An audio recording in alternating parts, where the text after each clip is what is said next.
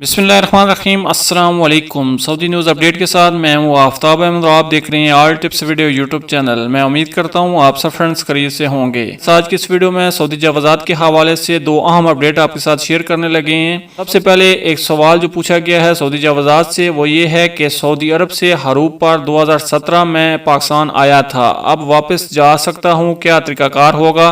इस हवाले से कोई रोनमाई करें। तो इन दो सवालों के जवाब जो सऊदी जवाज़ात ने दिए हैं। आगे बढ़ने से पहले मैं आपसे एक छोटी सी रिक्वेस्ट करता हूं, अगर आप मेरे चैनल पर पहली मरतबा आए हैं, न्यू मेहमान हैं, तो प्लीज़ मेरे इस चैनल को लाजमी से सब्सक्राइब, वीडियो को लाजमी से लाइक और अपने फ्रेंड्स के साथ शेयर भी कर दीजिए। तो चलें ज़्यादा टाइम वेस्ट के बिना वीडियो को शुरू कर लेते हैं। यहाँ पे हम सबसे पहले सवाल का जो जवाब सऊदी जवाज़ात ने दिया है वो आपके साथ शेयर करते हैं।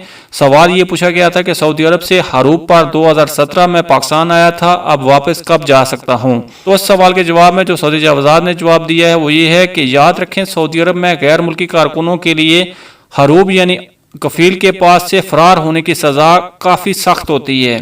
ऐसे गैर मुल्की जिनके हरूप गलत लगे होते हैं, उन्हें चाहिए कि वो फौरी तौर पर कौंसलेट या सफारतखाने के तावन से हरूप को ख़त्म करवा कर खरूज नहाई पर ही पाकिस्तान जाएं, ताकि मुस्तकबिल में उनके लिए मुश्किल ना हो। महकमा पासपोर्ट एंड इमिग्रेशन के कानून के मुताबिक हरूप यानी फरार फैल होने के 15 दिन के अंदर अंदर कैंसिल कराया जा सकता है।